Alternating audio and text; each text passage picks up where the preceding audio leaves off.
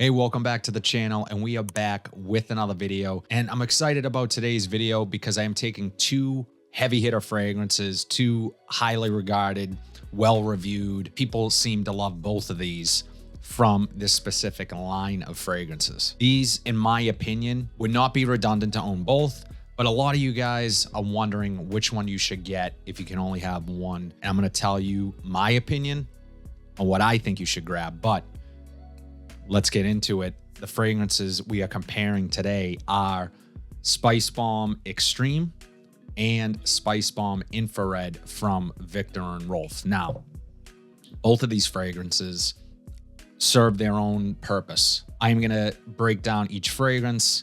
I have them on each hand. I'm going to be going back and forth as I talk to you about these two, and ultimately let you guys know which one I think comes out on top. The reason I didn't want to compare anything else from this line, I know there's an eau de parfum concentration of infrared.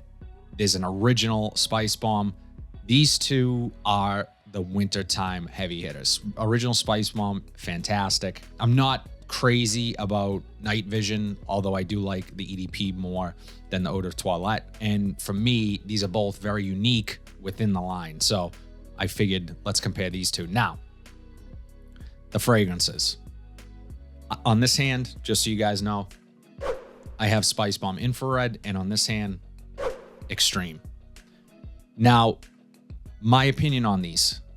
Extreme, in terms of performance, let's just start off with overall performance and get that out of the way. They both perform really well. Spicebomb Extreme is sort of legendary in performance. Now, that comes at a cost, though, I think, for at least the opening of the fragrance. Spicebomb Extreme can be extremely harsh and rough when you first put this on. It is possible to overspray. It can be headache-inducing for some. Keep that in mind when you are considering Spicebomb Extreme.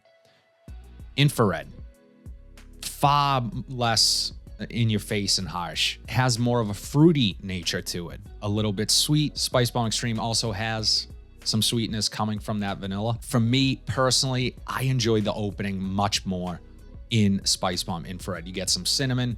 It is far easier to sort of pick apart the scent and sort of discover what it is that you actually put on. A standout note in the Extreme is that tobacco. It doesn't stand out as much. It is a listed note in Infrared, but it doesn't stand out as much to my nose. And I wish it did, because I absolutely love the way the tobacco is used here. And to be honest, guys, I go back and forth on which one I like more, but I'm going to give you my opinion here. I'm going to try to choose one by the end of this video. Performance, I think, is Extreme wins that contest all day, every day in overall performance. But again, it comes at a cost.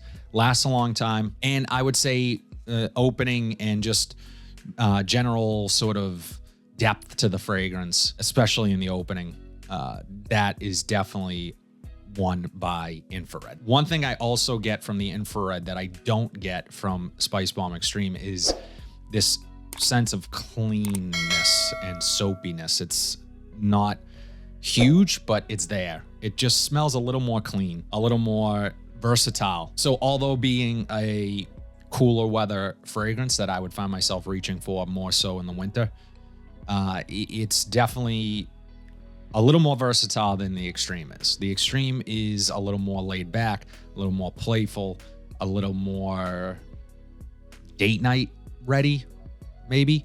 So with that vanilla, that prominent vanilla in there, the three aspects of Extreme work really well together. The spice, the vanilla, the tobacco. For me, that is the heart of the scent. In Infrared, it's not as clear as that, but there's elements in Infrared that I really enjoy. The fruitiness, the spiciness from the cinnamon, more specifically the cinnamon. It's very obvious that that is the dominant spice being used there. And then this sort of clean freshness to it. It's not like a freshie for the summer, but it does have this element, again, that it's clean and put together. So just from a versatility standpoint, that might be the one that you want to choose for that reason. I would say a drawback to the Infrared is how long that opening actually lasts. I wish it lasted longer. It doesn't carry through the entire life of the fragrance. There's red fruits as a listed note. and there is pink pepper. So the spice is there and that clean undertone is there. But the tobacco is not there. The vanilla is not there. It's very cinnamon dominant. There is some benzoin that comes in. It warms up the fragrance. That opening of Infrared makes me think of the holidays. I actually wore it this past Christmas and it worked beautifully. In terms of the scent being what you would expect the scent to be based on the opening, I think Extreme does a better job of retaining sort of the goal throughout the life of the fragrance. So it has more of an identity, if that makes any sense, closer to the dry down. It's going to be more familiar. So when you smell it, you could smell it on someone else. You'll recognize it as being Spicebomb Extreme. Versus Infrared, you might be sort of thinking, okay, it smells like a Spicebomb fragrance. I just don't know which one it is. And that's kind of where you're left with it. So if I'm choosing one fragrance over the other, and this could change next winter, I don't know, but I would probably go with Spicebomb Extreme. And for all the reasons that I said, although the opening is a bit harsh, it dries down into something really recognizable, has more of an identity than Infrared. I love the opening of Infrared though.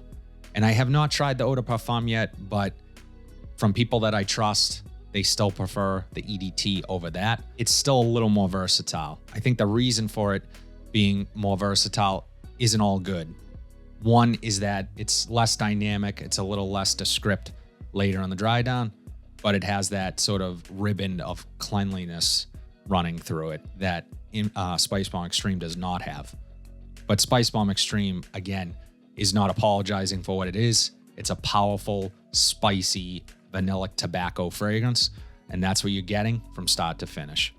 And that's why I appreciate it for what it is. So I really hope this video helps you guys decide between the two of these. I know, a lot of people that just want a smaller collection, they're not looking to buy every single fragrance in the Spicebomb line. Spicebomb OG is a good option. Maybe I'll talk about that one in a future video.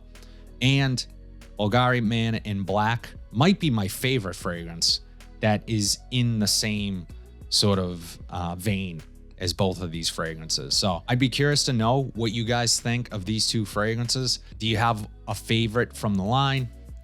What is your favorite from these two? I'd be really curious to know. You guys ask me a lot, whether it be on Instagram, in my direct messages, or in the comments, what I think of Spicebomb Extreme. And I've done another video on it actually. Is it still worth it? So go check out that video. I'll leave a link here if you have not watched it yet. So I appreciate it, guys. Thank you for all the support and the love for the channel. It is truly appreciated.